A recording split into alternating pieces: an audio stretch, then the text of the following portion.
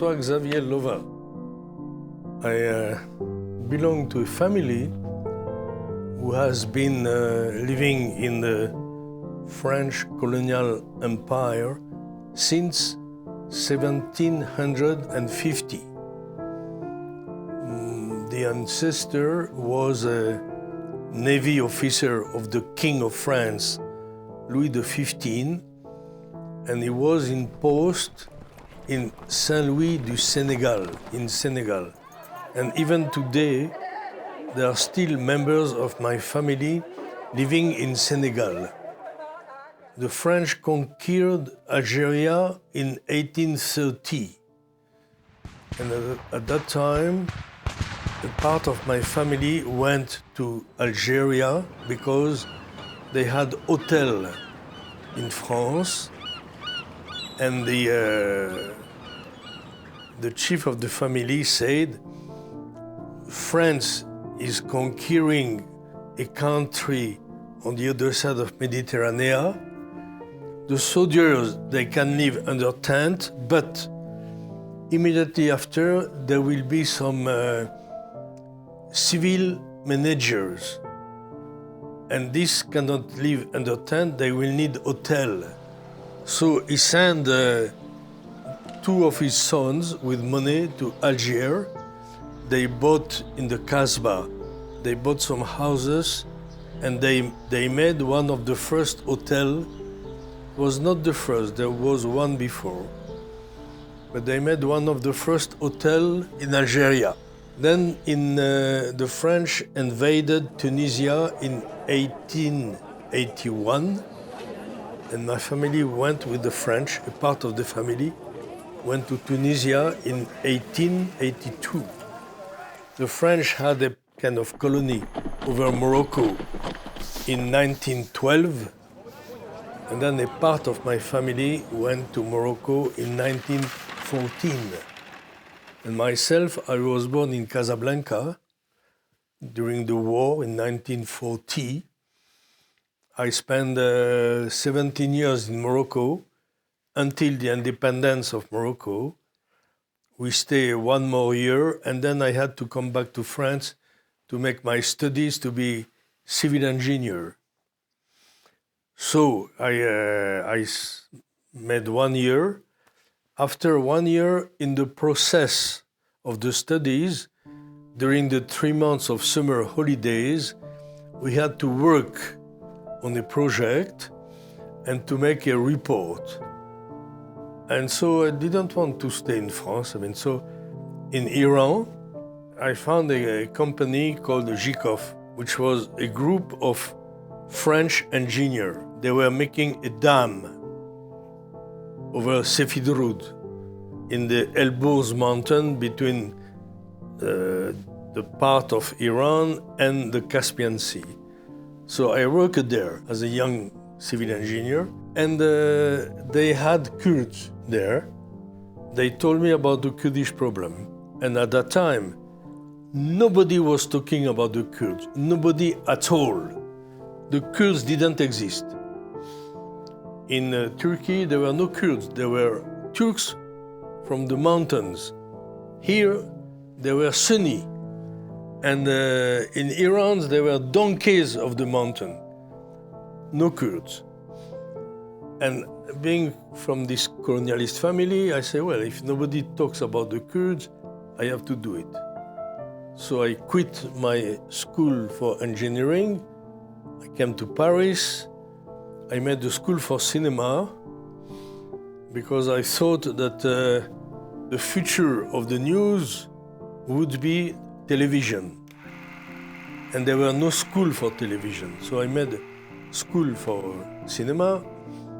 And when I got my diploma, I went to join Mullah Mustafa Barzani in Iraqi Kurdistan. And this was another totally mad adventure because I was in contact with Emir Kamoran Bedi Khan, and the only way I had to meet Mullah Mustafa was on the back of his business card. It's still in one of my books. He said, Lovat is going to make a report about the Kurds. And I mean, nobody will do this. With only this, it's impossible. But, well, I was 20 years old, and so I managed. I went to Istanbul by train. Then in Istanbul, I met some Kurdish students, and they told me after several days the best way to go to join Mullah Mustafa is to go to Syria. So I took a train to Aleppo. In Aleppo, I met some other Kurds. They took me by night, disguised as an Arab, because it was absolutely forbidden to go to Iraqi Kurdistan. So in a truck by night, they took me to Kamishli. And then after a few days, we passed the Tigris River on a raft made of air chambers. And then I arrived. I met the first Peshmerga. We walked to Zaho. And then near Zaho, I met Isaswar. He gave me 11 Peshmerga to protect me because it was a war at that time, mid-January. We walked to join Mullah Mustafa.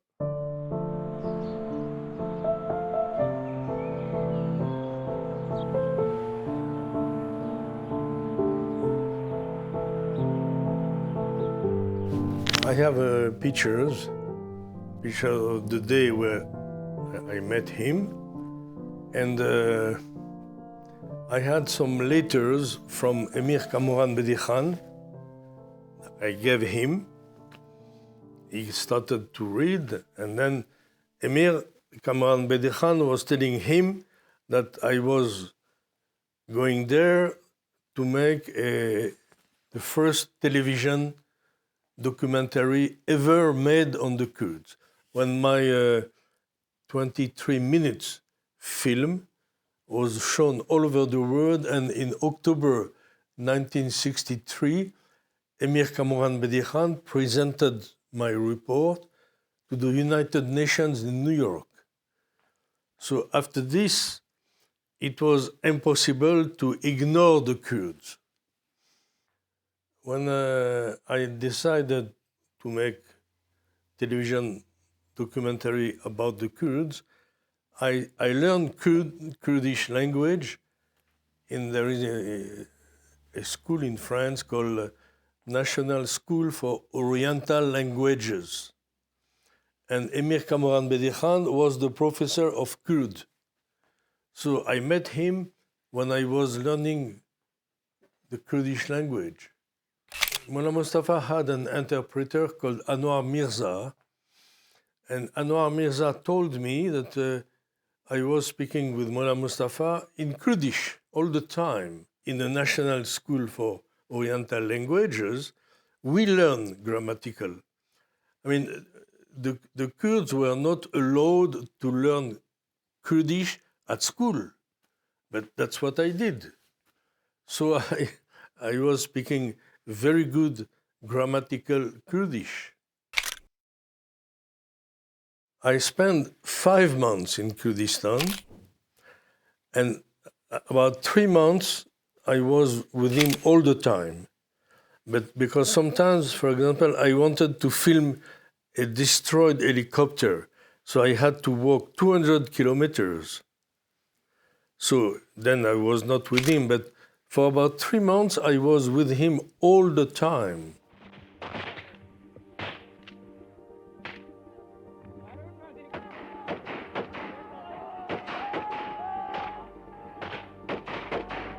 I was in the Battle of Batufa, and then I was sometimes they had some very short battles with the Iraqi army.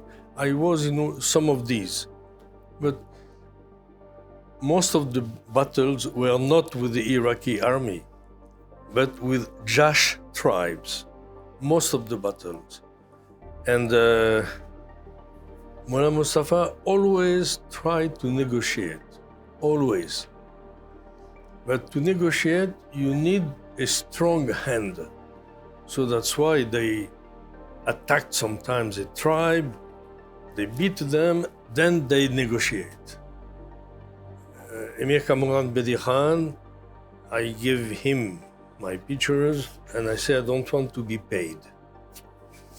So I have never been paid for the use of my pictures. So he started to contact everybody, then people, especially news people. Then I said, okay, but can we have some? So he sent slides, they use them, but they never send them back, which is typical of the news people. When they have got what they want, they don't care about you anymore. So only 250 pictures were saved, and I published them in this book called Eylul.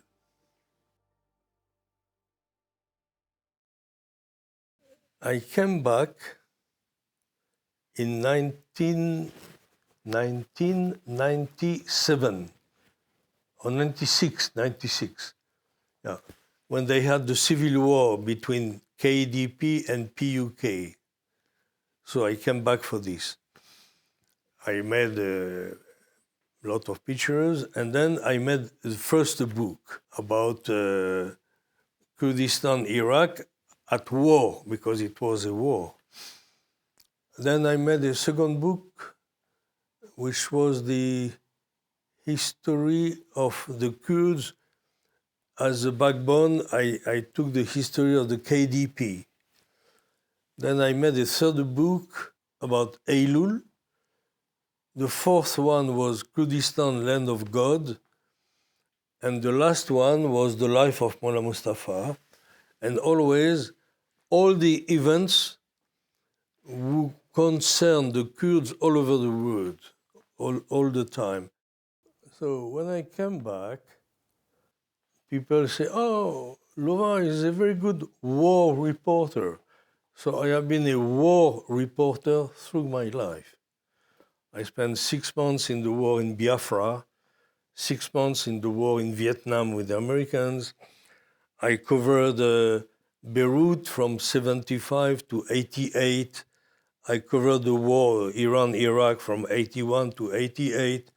I covered the war in Angola, in Uganda, 5 times with the Fronte Polisario. I covered all the wars. Now I am 83 now, but even recently I was still going to take pictures in Guer. And this is the Medal of Barzan. It was given to me by Kak Massoud. And that's a picture of mine with Lokman Barzani in '63. And the picture is in my book on Eylul. This was when Mullah Mustafa was giving a speech in, at that time it was Kosenjak in Koya. This was given to me by Mullah Mustafa because I followed the conference of Kosenjak, which was the end of March, beginning of April 1963. And then it started a certain time, so I had a Kurdish clothes made for me, And then I had one, and Mullah Mustafa said, no, Lovat, you need two. And next day, he gave me this, I think from the bazaar, but he gave it to me, so I had two. And well, for the rest, they are my books. I mean, all of them are always made of pictures. Of course, many of these are from archives, but all these are mine. So this is well. That's can I say? It's what happened to Kurdistan, linked to the life of Mullah Mustafa when he was in Russia and all these kind of things.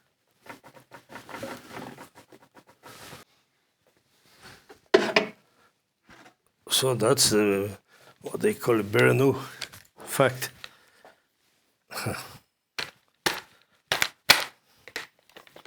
Well, it's the Moser from the First World War, but very efficient in the mountain because there's a very long barrel, so in the mountain it's very precise. When a Kalashnikov is not precise at all.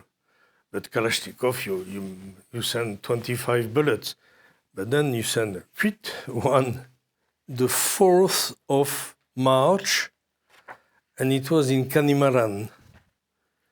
And he was waiting for Fouadaref, who came in a helicopter from Baghdad. And I was passing, and I saw that the light, I asked him, can I? He said, yes, so I came here so to get the light on the side. He was very careful with the little people. Like several times, some Peshmerga went to see him, saying they fall in love with a young woman, but they had no money to marry her, and he gave them the money. And recently, I was telling this, and the young man said, well, that's how my parents marry, with the money given by Mullah Mustafa. The 8th of February, 1963, we were Mullah Mustafa, Colonel Kafi, Mam Ajar, me, and 2 or 3, listening to the radio because they had the coup in Baghdad where they killed General Qassem. And so Colonel Kafi was saying, it's time to attack everywhere the Iraqi army, because if Qassem has been killed, they don't know what to do. So they will surrender, or they will not fight, because maybe tomorrow Qassem will be replaced by somebody who is going to be with the Kurds. So, and Mullah Mustafa said, it's not because our Arab brother have problems that we have to take profit of this. But in fact, already they were negotiating with the Baas party. The Baas wanted to take the power, and in this case, what will happen with the Kurds? And so when they had the coup in Baghdad, the Kurds were already negotiating with the Baas. So, I mean, he always tried to negotiate. Then they send somebody, I think they sent Fouadaref to negotiate with Mullah Mustafa, and the same night he told us that they just took the power, they are very weak, and they are trying to save time. So they are trying to promise things to us so that we shall stay, we shall keep cool. And so they are just trying to save time until they are powerful enough, and then they will attack us again. That's what happened.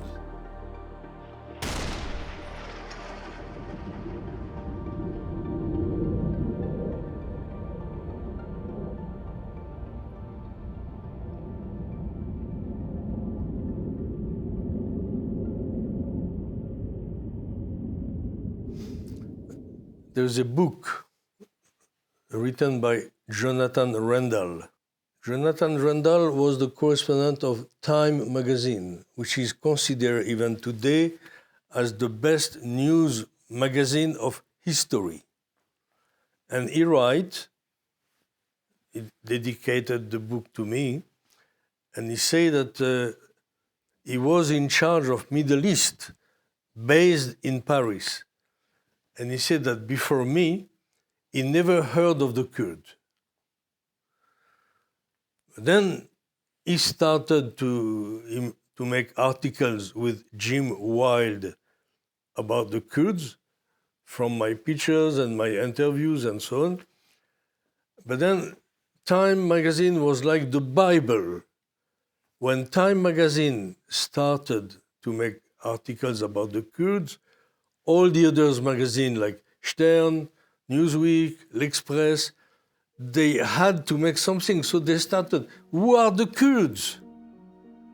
Because at that time, nobody talked about the Kurds. The Kurds didn't exist.